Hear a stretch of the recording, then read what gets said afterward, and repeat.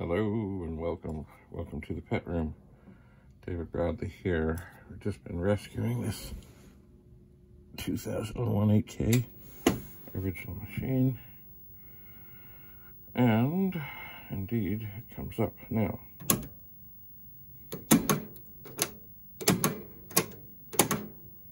I'm touching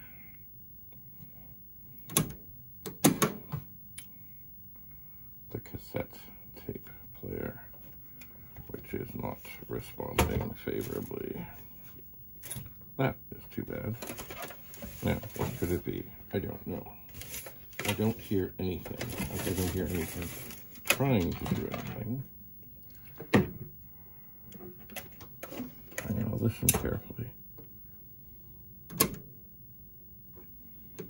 No, I hear nothing.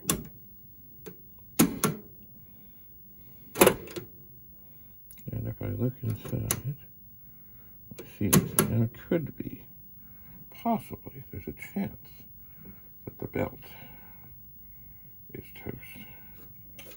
Maybe. But I'm not sure. Anyway, sorry, excuse me. I'm going to lift this up, and I will see if I can see. I am now plugging in my external Datasette.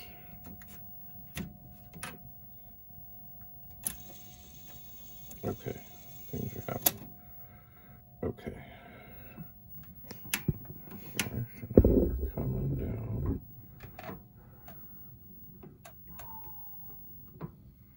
Gently. Ever so gently. And let's see what happens here. Now, there's nothing to say also. Rewind. Stop. Well, let's do it. Okay. We will press play. And we will search. Now, there's always the possibility that the connector is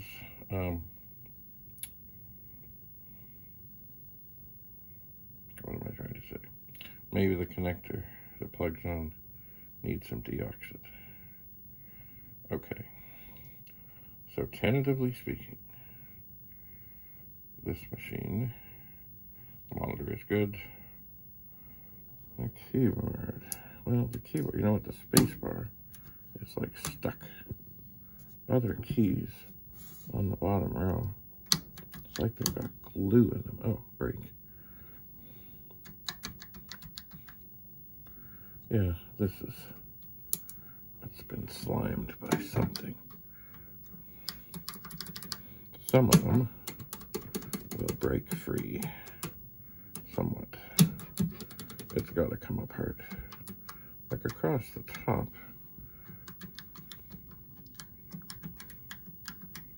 They seem okay. Over here, they seem okay. On the number pad, there, syntax error, of course it is. The shift key, oh, the shift key, oh, I just pushed the shift key down.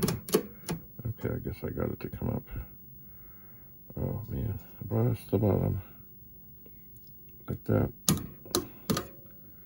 Wow, that one works okay.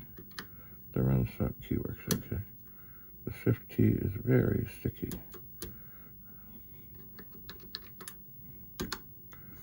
Alright, so the keyboard is going to need attention. Can I run? I can run. World of Commodore, World of Commodore, World of Commodore. Isn't that lovely? Alright, so, oh, I could press stop. So the Datasette in the machine does not seem to function. We'll have to investigate. That is, of course, too bad. It is. But, you know. So keyboard needs cleaning, monitor works. Two bad chips altogether. Not terrible. Yes, Datasette troubles. Not terrible. I suppose the thing to do is to try and give a zap of deoxit onto the connector, which will probably make no difference at all, but you never know. Now, there's another thing I can do here. If I can list.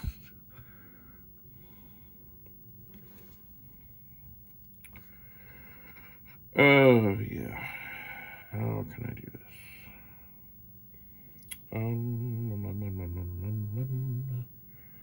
200. Oh, yeah, there's no space bar that works. I don't need that. Now I can't go right to the end of this. Well, I could, but it's not gonna, maybe there.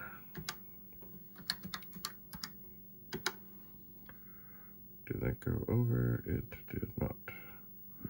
So now I can go up here and I can say 1, 2. Oops. No, I need to go 2. Now each one of these things will chew up memory.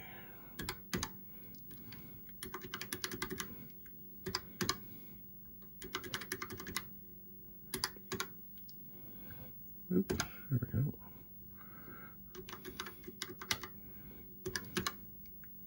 Boom, boom. Okay. And it doesn't take long when you only have 1K to work with to fill it out. So 207. So I am going to go down here.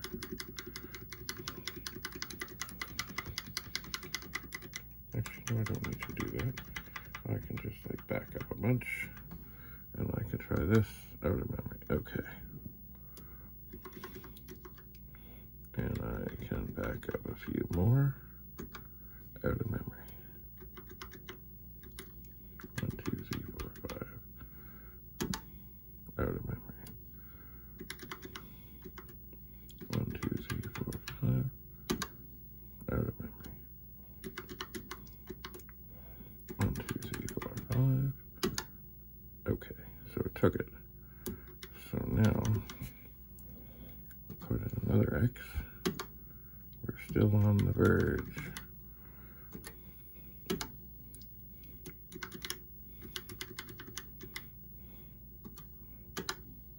Ooh, let's be daring. I think this is going to be the one. Uh-oh. Yep, we're out of memory. Okay, so we get rid of 1. It took a while.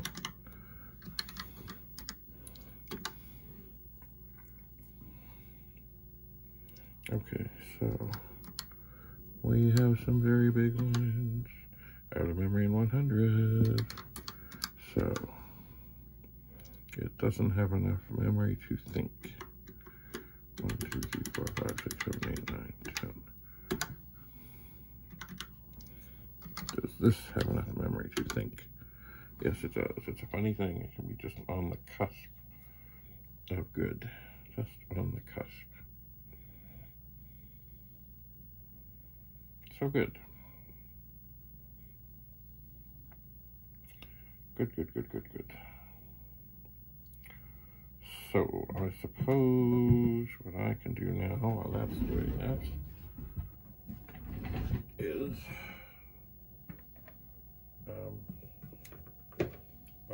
you watch that. I'm going to come over here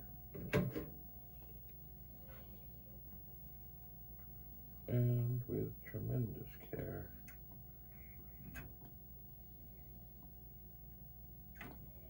I'm going to repopulate. I think I am. The board.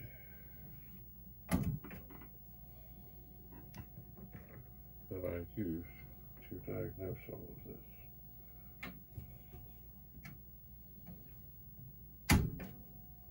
Good. The ROM chips are going in. So ultimately, probably a little bit at some point. That does not feel right. Oh, there's a capacitor. If I get everything working with all these vintage old machines, chances are I might actually end up with a working board with not enough chips. It is possible. Alright. ROM chips are in, except for the one, of course, that's missing. And here on this board is the very unforgiving socket. But it went okay. That was a 6520. Here's the 6502. Also into a very unforgiving socket. But it's in. 6520. Is this another miserable socket? Oh yeah. They're all in the back. Kind of. And the reason I say that is they've got to be exactly perfectly lined up, or they just don't go. They are like the ones where you can have things at the side, sort of. Okay, we're in. Okay.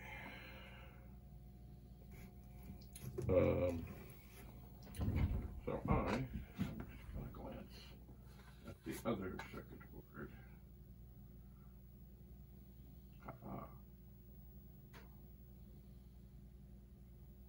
Okay. So I'm glancing at the other circuit board that I have been using to scavenge things off of. And indeed, it has the two chips that I would need to repopulate completely and totally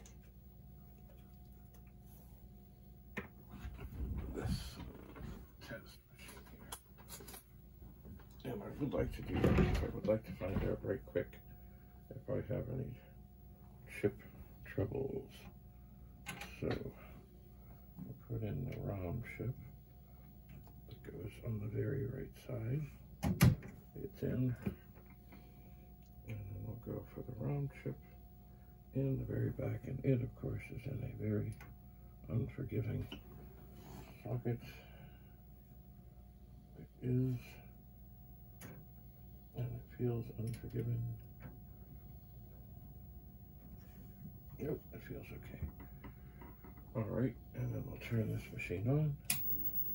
We hear the cassette come up. And the screen comes up. Now I'll pop out the tape.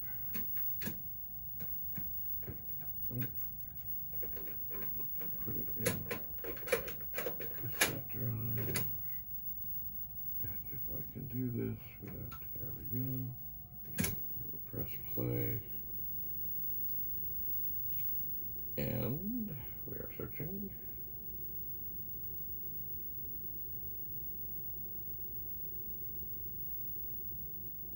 We have found Commodore.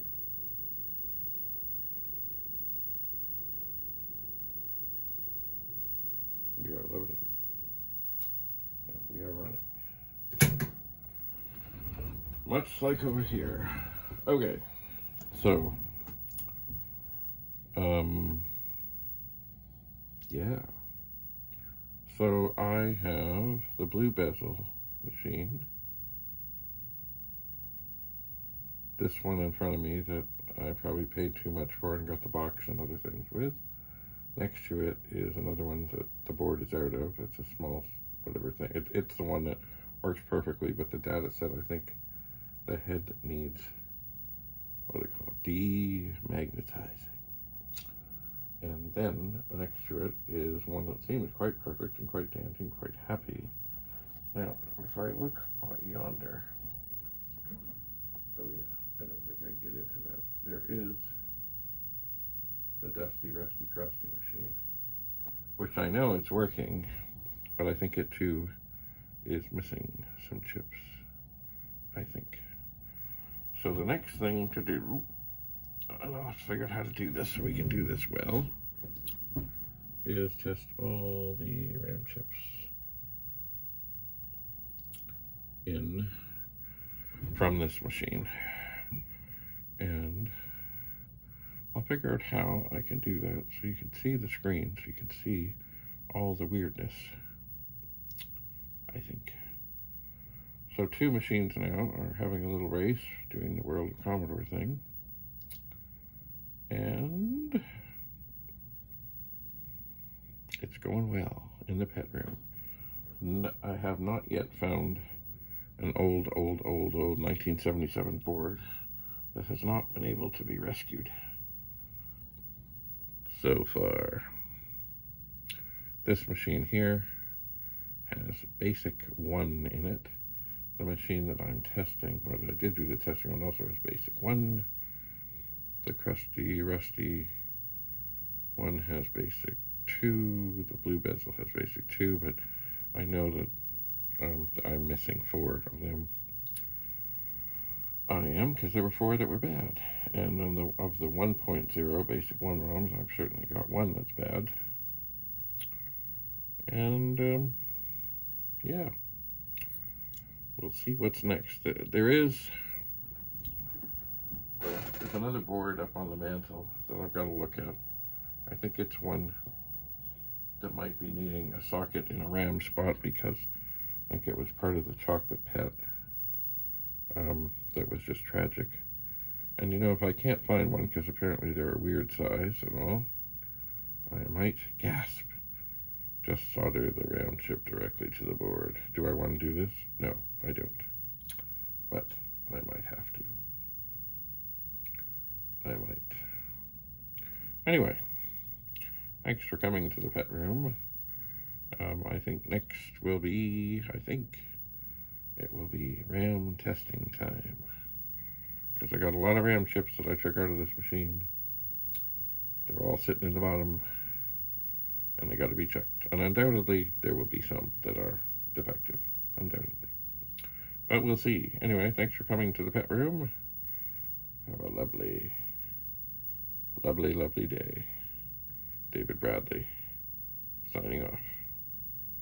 Bye for now. Come on.